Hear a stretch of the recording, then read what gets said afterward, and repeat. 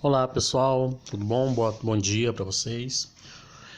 Como foi conversado na última aula naquela aula do Meet lá, vocês pediram nessa aula de hoje uma revisão, né, para nossa prova de biologia junto com vocês. Nessa prova de biologia, pessoal, foi preparadas 5 questões relacionadas aí ao tegumento dos animais, né? O esqueleto dos animais, sistema digestório humano. Então eu fiz essa revisão aqui baseada, tá, em questões abertas e fechadas para a gente poder estar desenvolvendo aí melhor a matéria e quebrando todo aí as dificuldades. Então é necessário que vocês possam pegando esse vídeo, assistindo ele depois, se tiver alguma dúvida. Se não, significa que o conteúdo foi bem absorvido por vocês, beleza? Como estão no terceiro ano, já viu essas partes aí em outros anos, então talvez tenham uma facilidade maior na hora da resolução desses exercícios, beleza? Então, vou estar resolvendo junto com vocês agora aí. Vamos lá então. Nesse exercício número 1 aqui, né, eu pedi para vocês colocar aí, né, representar o sistema digestório humano e os números indicam alguns dos seus componentes. Indique cada um deles e coloque suas determinadas funções, tá? Creio que indicar aí o órgão vocês não vão ter dificuldade, mas e as funções dele aí, né? Todas as funções podem ser diversificadas aí em várias atuações no nosso sistema digestório. O número 1 aí a gente pode falar que é o pâncreas, né? Qual que é a função do pâncreas? Produz o suco pancreático, né, que vai agir no sistema digestivo aí, pessoal. Então possui enzimas digestivas, né? Nós podemos citar aí, né, a amilase, né, amilase pancreática, a tripsina, quimiotripsina, carboxipeptidase, lipase, nuclease, né, essas ases aí, que são substâncias aí, enzimas específicas para fazer aí, no caso, degradação do processo de alguns substratos, né? Ou seja, ela vai liberar aí essas estruturas menores, né? Fazer a quebra, fazer aí a digestão dessas estruturas, desses substratos, beleza? Então esse é o papel principal dessas enzimas aí. O 2 aí a gente tem o estômago, né? Nós temos a pepsina, galactose, ou seja, aí temos o ácido clorídrico, né? Não coloquei porque é mais simples, né, pessoal? Isso aí do estômago é mais tranquilo, né, pessoal? Onde a gente vai ter uma parede com uma cutícula que reveste aí a parede do estômago, né? Em função do ácido clorídrico aí do estômago, que o pH é muito baixo, que se houver algumas feridinhas pode dar aí gastrite, ulceratrite, né, nessa parte estomacal, ou seja, ela vai ajudar aí no processo de digestão também, né? O fígado que vai produzir a bilis, né, o suco biliar, que é um fluido líquido aí produzido pelo fígado, né, que aí atua aí na digestão dos alimentos, né, na emulsificação da gordura, né?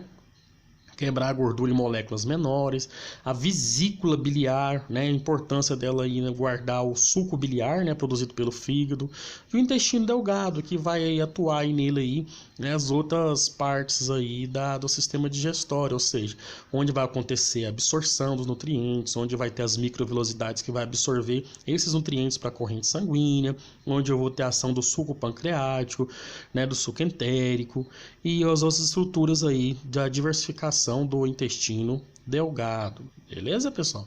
Então, ou seja, aí conhecer essas estruturas e organizar, e a parte da onde inicia, onde termina, é tudo da funcionalidade aí do sistema digestório. Agora nós temos aqui uma questão do Enem, né?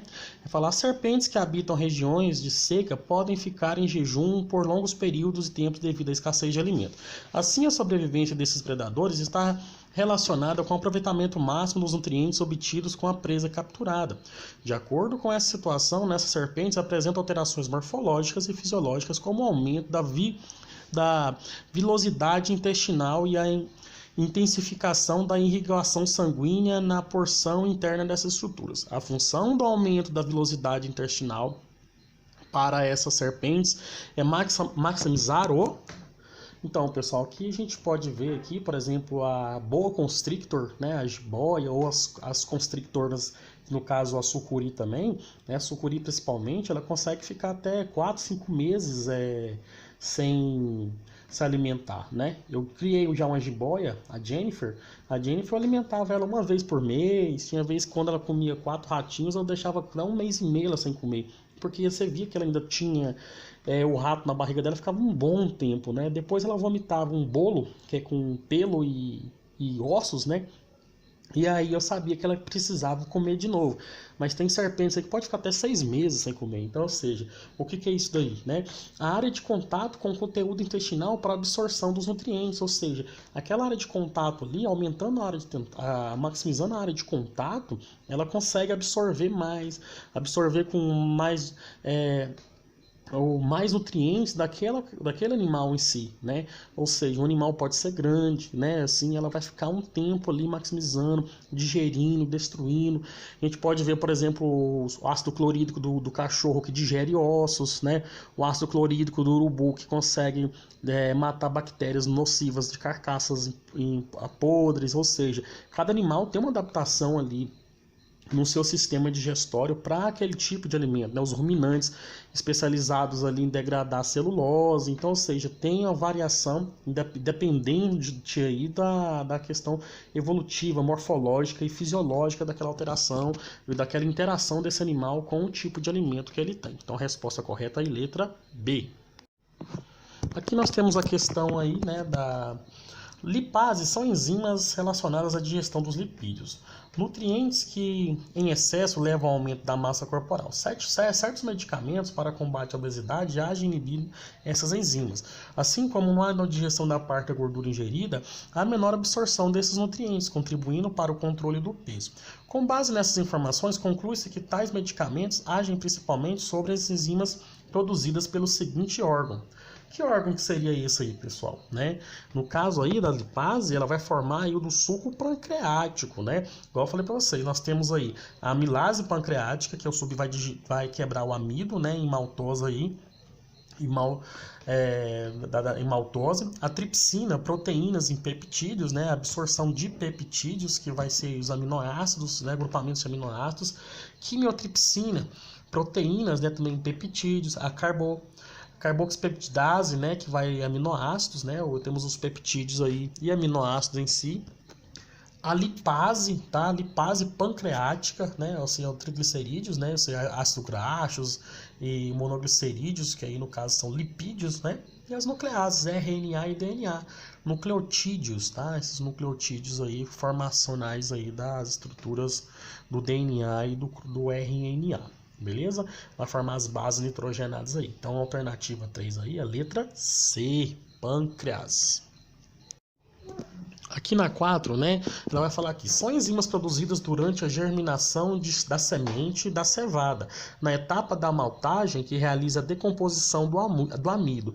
Com função análoga, no ser humano, essas enzimas são encontradas... né? Enzimas que são produzidas aí, pessoal, ele fala na germinação da cevada, ou seja, que vai fazer o processo de germinação dela. Então, ou seja, ela vai pegar aqueles compostos ali, né, e vai degradar eles um pouco. Ou seja, no ser humano, essas enzimas são encontradas aonde? Né? Vai ser encontrada na saliva, né? Através da pitialina e no pâncreas, tá bom? Que vai ter relação direta aí, né, com a amilase pancreática. Então temos a amilase salivar e a amilase pancreática, beleza? Então, ou seja, a digestão ela vai iniciar ali já na boca, né, através da saliva, beleza? Nessa outra aqui é NEM, para explicar a absorção de nutrientes, bem como a função das microvilosidades da membrana celular, né, que reveste as paredes internas do intestino delgado. Um estudante realizou o seguinte experimento, colocou 200 ml de água em 2 recipientes. Né? No primeiro recipiente mergulhou por 5 segundos um pedaço de papel liso na figura 1.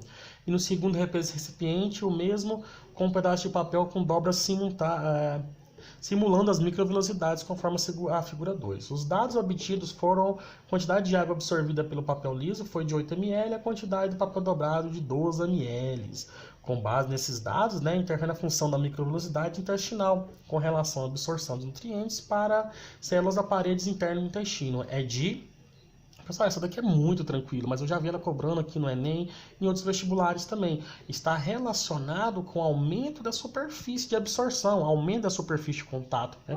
Observa que essas invaginações, que é o nome dessas estruturas que ela vai formar aí, né, ela vai aumentar a superfície de contato, onde eu vou ter uma maior absorção, né, em um menor espaço, ou seja, então eu consigo fazer uma microvilosidade com bastante eficiência, né, absorvendo a maior quantidade, ou seja, a absorção ela tem que ser eficiente, ela tem que, né, ter uma grande parede na hora da absorção dessas células. Então, a alternativa correta aí tá a letra B, beleza? Temos as imagens aí de umas microvilosidades, né? Inclusive, a gente tem uma célula aí no colégio. Se tiver uma aula prática aí, dá pra gente observar. Temos uma microvilosidade intestinal aí no colégio aí. Dá pra ver no microscópio, beleza? Se quiser depois, quando voltar às aulas aí, a gente pode ir lá ver. Pessoal, aqui é uma questãozinha bem dupla, isso bem assim, mais direitinha, bem simplesona mesmo. Fala aqui, no sistema digestório pode ser dividido em, né? No sistema digestório a gente divide ele em estruturas anexas e o tubo digestório, né? Então inclui ali, né, o processo da boca, o esôfago, o estômago, o intestino, né, o delgado, o grosso, tal, e as estruturas anexas, né, que vai ser o fígado, o pâncreas, a vesícula biliar, estruturas aí anexas ao sistema digestório, tá? E as glândulas anexas aí do tubo digestório vão ser o quê? Glândulas salivares, né? O pâncreas e o fígado, que vai estar liberando as suas estruturas aí, que são anexos ao tubo digestório, ao sistema digestório, né? Então ela vai participar da composição desse sistema, da formação desse sistema e da atuação dele no processo aí, né, digestório. Né? Vai ter também divisão da parte mecânica, mastigação mecânica, a parte enzimática, a parte, né, que é a parte química. Vai ter também a estruturação aí do quimo, do bolo alimentar e de outras estruturas formadoras aí do sistema digestório. Bacana? Então, bem, questão bem tranquilinha, mas que dá pra gente ter uma visão maior aí desse sistema. Aqui eu pergunto um pouquinho qual a função das estruturas abaixo, né? Qual que é a função da pepsina? Uma enzima produzida no estômago que tem a formação aí, né, de digestão de proteínas, né, pessoal? Então a pepsina aí ela é uma estrutura fixa aí do estômago, uma situação enzimática do estômago aí que vai atuar nesse processo, né? O peristaltismo, pessoal, o que é os movimentos peristálticos ou peristaltismo, né? É um movimento de contração do tubo digestório, né, em ondas, ou seja, ela vai fazendo a constrição em ondas, né? Dessa forma a gente consegue levar esse conteúdo aí para o estômago e também as fezes aí para a parte anal, né, para ser liberado aí nas fezes, ou seja, esses movimentos são involuntários, né, musculatura lisa, involuntária, que vai fazer esse processo de movimentos peristálticos, movimento do peristaltismo, tá bom? O intestino grosso, né, vai corresponder à parte terminal aí, né, desse canal, né, pessoal, alimentar, onde vai acontecer a reabsorção de água e alguns sais minerais e ainda representa aí, né, ainda presente aí no alimento até chegar ao processo de absorção final, né? As bactérias intestinais, então elas vão fazer a quebra de proteína e carboidratos não digeridos, né? Ela vai auxiliar nessa absorção aí, tá? Elas também podem desempenhar esse papel, pessoal, na síntese de vitaminas, né? Do complexo B e vitamina K também. Então, ou seja, tem uma função a flora bacteriana, né? Então, ou seja, em alguns processos inflamatórios, quando a gente perde essa flora bacteriana, você precisa tomar lá o Florax, o Yakult, para poder fazer essa reposição dessa flora intestinal, beleza? Então essa daí também ajuda aí a gente nesse processo aí de desenvolvimento. Nesse outro slide aqui, a gente vai passar um pouquinho sobre o tegumento dos animais, né, pessoal? Então aqui na matéria sobre tegumentos animais, a gente falou um pouquinho sobre o revestimento, né, do corpo dos animais, ou seja, a função desse revestimento, né, a adaptação dos ambientes. Tem alguns vídeos que eu gravei anteriormente aí, falando só sobre tegumentos animais, né? Quem tiver um pouquinho de dúvida e quiser entrar lá no canal, né, do YouTube lá e assistir os vídeos, só procurar aí no grupo de vocês que os vídeos tá aí, tá? Ou então o canal chama Projeto Aprovação, pode acessar lá que tem os vídeos, todos os vídeos lá, né? Então a camada córnea por estratificada, né? Então a gente vai ver aí pelos dos mamíferos, né? Penas das aves, escamas dos peixes nos répteis. Então, ou seja, uma adaptação de desenvolvimento dos mamíferos aí em cada ambiente, né? Então a gente fala aqui, qual que é a função da pele? Né? A função da pele, né, é proteger contra a perda de água, né, contra a penetração de organismos patógenos, né, contra a radiação solar, né, com o processo de melanina, ou seja, todos esses processos aí, elas vão estar atuando no processo aí de proteção da pele, de adaptação. Então cada animal, cada indivíduo tem esse processo adaptativo.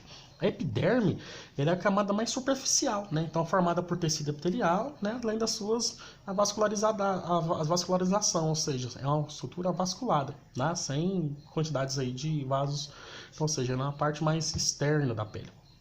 A melanina, ela vai atuar na proteção contra raios ultravioletas, além da coloração da pele. O quantitativo de melanina na pele aumenta a coloração da pele, né? Então mais morena, mais claro, depende da quantidade de melanina. A derme, né, ela é responsável por nutrir a derme, né, então a função dela principal aí é formada por um tecido conjuntivo, né, ela é vascularizada, tem vaso sanguíneo, contém nervos, além dos folíolos, né, pilosos, aquele pelo que dá o nosso pelo.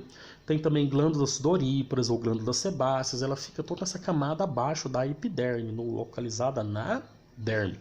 O tecido subcutâneo, né, ou seja, a hipoderme, que fica abaixo da derme, né? O tecido conjuntivo frouxo, subcutâneo, ele vai ser rico em fibras, né, celulares, ou seja, ele vai armazenar gordura, né, as células adiposas, lipídios, né, então, ou seja, é a camada aí que vai ter a função tanto de reserva energética, proteção mecânica, também isolante térmico, então tem várias atribuições aí a essa camada adiposa, beleza?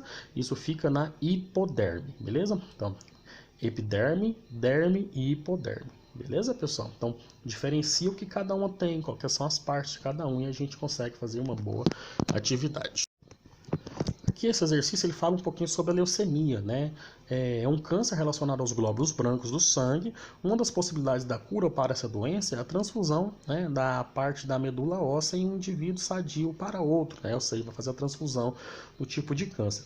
Em qual estrutura essa medula óssea é encontrada, pessoal? Qual que é a estrutura que ela vai ser encontrada, né? Aqui eu estou falando de um tecido que a gente vai chamar de tecido hematopoético, tá bom? Então ele vai ser responsável pela produção de células brancas e vermelhas do nosso sangue e também plaquetas. Então, pessoal, isso a gente vai encontrar aí, né, nos ossos largos, né? Que vai encontrar na medula ali esse tecido hematopoético. Então ele vai ser responsável pela produção de glóbulos brancos, os brancos que vão ser eosinófilos, neutrófilos, leucócitos, células, linfócitos T. Então, ou seja, são células estruturais, beleza? Os glóbulos vermelhos vão formar nossas hemácias sanguíneas, as plaquetas vai formar os trombos aí na questão do sangramento, né? Aquela casquinha do sangramento. Limpar ali, estancar sangramentos, ou seja, então são estruturas hematopoéticas, células de defesa que é produzida dentro do nosso sistema esquelético, beleza? Então, quando a gente fala nos esqueletos dos animais aí, a gente vai diferenciar entre os espongiários, que a gente falou aqui na apostila no módulo 2, página 15, da frente 3, ele está bem especificado aqui na apostila, né? Falamos dos vermes achatados, falamos dos equinodermos, falamos também do sistema esquelético dos animais, né? A diferenciação dele, né? O corpo dos vertebrados, por exemplo, dos peixes cartilaginosos, que a gente pode falar aí sobre os tubarões, raias e quimeras, os osteídeos, os peixes ósseos. Então são estruturas relacionadas aí com o sistema esquelético dos animais e suas adaptações em cada ambiente, né? Na última atividade de revisão eu cobrei, por exemplo, de vocês aí sobre os artrópodes, né? A quitina, que é aquela exoesqueleto quitinoso dos artrópodes, que ele vai crescendo por mudas, eles não crescem igual a gente que vai crescendo devagarzinho, eles crescem, trocam sua pele, muda, ela engrossa e aí depois ela rasga a pele, tira ela para fora, aquela casca deles, ele fica mole, ele cresce depois, ou seja, o crescimento é por mudas, em escadinha, diferentemente do crescimento de um mamífero, por exemplo, de um peixe, de uma ave, beleza? Então, ou seja, é o desenvolvimento aí do sistema esquelético.